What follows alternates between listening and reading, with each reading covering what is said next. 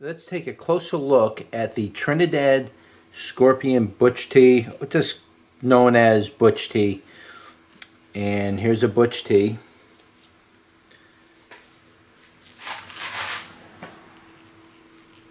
Try to give you a good view of that. That's one of them. Here's another typical. Here's another typical shape that you'll see with the Butch Tees. They almost look like habaneros a little bit, or they look like a cross between a habanero and a Buchalokia. But generally, that's just a typical shape. Sometimes they do get a tail on them. I've had these with tails, but this is pretty much a typical shape, what you see right here. So let's cut it open and take a look at it. Now, generally, I don't taste test these hot peppers because they're really too hot for my liking as they are.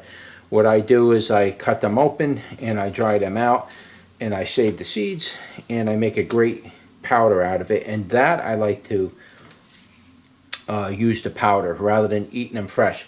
Now, sometimes I do eat them fresh and I'll put them in a salad per se, or I'll add them to cooking. But you got to be real careful because if you add too much of this to anything, it can make the food very hot to the point where you're not going to enjoy what you're eating. So you got to be very, frugal with it, so to speak. So let's cut it open. Now I'm cutting it this way because I want to show you the core if possible. See, there's not much of a core in this pepper. Most of these peppers are like this. There's really no core in it.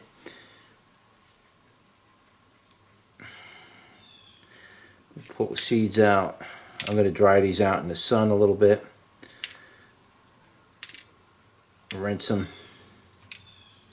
See, there's really not many seeds in here, guys. That's why these peppers cost so much to buy seed for, because there's nothing here. And it's not this pepper was not the heaviest producing pepper in the world. I did get peppers out of it, and it did come off a 2-year or 3-year plant now. I think it's 2 years. It's starting its 3rd year as of about a month or so ago, something like that. So it's already on its way to 3rd year. But to give you a better look at it, now it's really soft. This thing's, getting close to getting ready to rot, basically. It has a gorgeous smell to it. It's almost unique smelling. It smells kind of fruity, habanero fruity smell, has that smell. But it has kind of a unique smell to it. Very nice.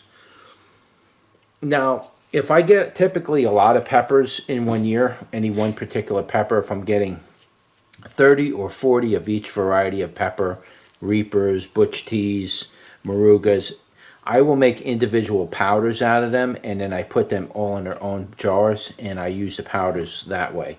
But if I'm only going to get a few peppers of each, then I just make like one big super hot powder, and I just kind of mix it all together.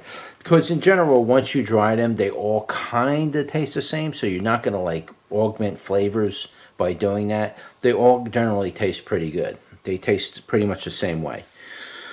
Here, I'll cut open another one for you. And then maybe we'll taste a little piece of it off the end. Now, I know these are hot, so.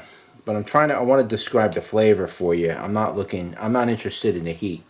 Because some of you might be chefs that watch my videos, and you want to know what it tastes like and maybe how you might want to apply this to cooking without being insane with your guest or even yourself, and just burn yourself and ruin an entire, you spend if you're a cook like me, you're gonna spend money on decent food. The quality of the food you buy is not generally gonna be, Walmart grade food. You're gonna be buying stuff that's, AAA grade. You're gonna buy restaurant grade foods, so you're not gonna be buying Walmart stuff.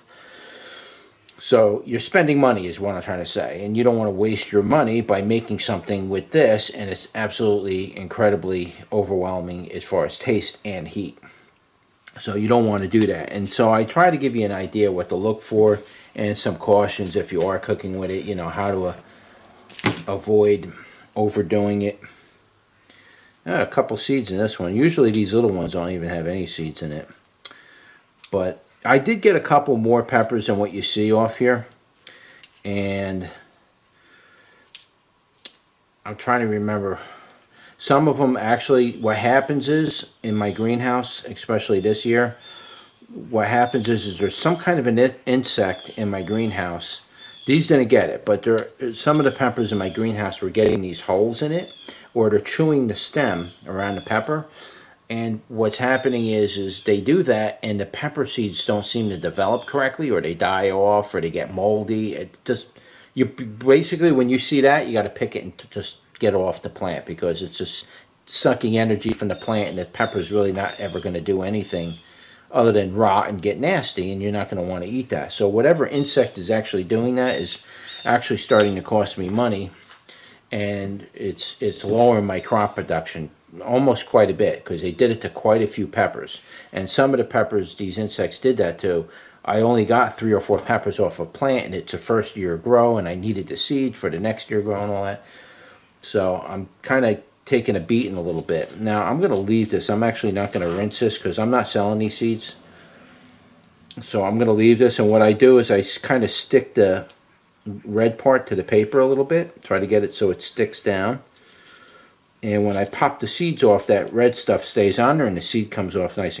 And that way I don't have to rinse it, because if you got to rinse these, it's just a nightmare with rinsing these things. So I'll take a little piece off the end and we'll taste it. We'll see what it tastes like. Hopefully it's not too harsh. Usually a little piece like this is manageable to some degree, you know.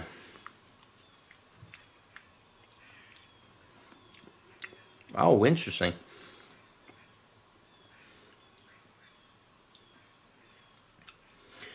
Also, too, when you're cutting off the very bottom of the pepper, that's usually the lowest heat area. Again, I'm not interested in finding out what the super hottest heat of the pepper is. We know it's 1,000,000 plus. Anything above 1,000,000 is almost undescribable at that point. You're just going to suffer trying to describe what the heat is like. We know it's 1,000,000 plus. You can forget about it. I don't know what it is offhand, so I'm not going to tell you, oh, it's this. I don't know what the exact heat rating is for the Butch T, but I know I've seen people eat the Butch Ts, and it's not a good sight. It's definitely not something I want to go through. But the low end of it, as you seen that little piece that I just ate, I'll even eat that. Stop, Chico. It's got a very nice fruity flavor to it. When you dry these out, that fruity flavor pretty much disappears, and you get like this peppery taste to it. I don't know if he moved my camera or what. Yeah, he did.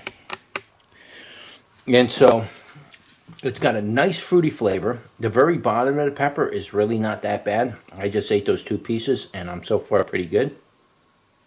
I'm not burning. I'm not heat cupping. I'm not having a bad experience. I actually enjoyed the taste of that very much. Way better than I enjoyed the taste of a habanero. That tasted very, very nice.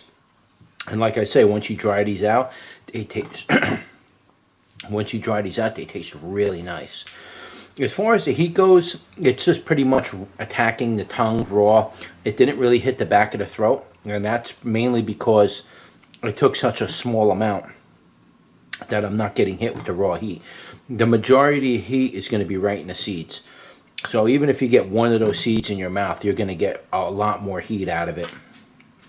But typically, I like to grow these peppers typically for the flavor of the pepper, because I really, really like the taste of 7 Pots and these other type peppers. They really taste good, but it's got a beautiful flavor. I like it. It's a shame I didn't get any more than what you see right here. I might have a few more that's coming up on there. But this time of the year, they really don't get too much bigger than what you've seen right here. And these been sitting on the vine for quite a while, ripening. I just picked these a few days ago, maybe 2 or 3 days ago. And I let them ripen up a little more, and now they're really soft. See, these, when they get soft like this, they're really ripe. They're ready to give up. They're ready to give up that moisture. And when you put them in the sun, they dry quicker, and you end up with this real nice product. I'll do a video later on how I process my peppers after they're sun dried. I'll kind of show you like what they look like when they're sun drying, and then when they go from this to when they look like, you know, what they look like after about a day or two of sun drying, and then the final product, because I can't show you every day unless I time lapse it. But great peppers. If you're looking for a really hot pepper to get started with and you don't know about the Reaper, you could try the Butch T. I'll leave links down in the Amazon description. You can shop on there, see if there's something you like.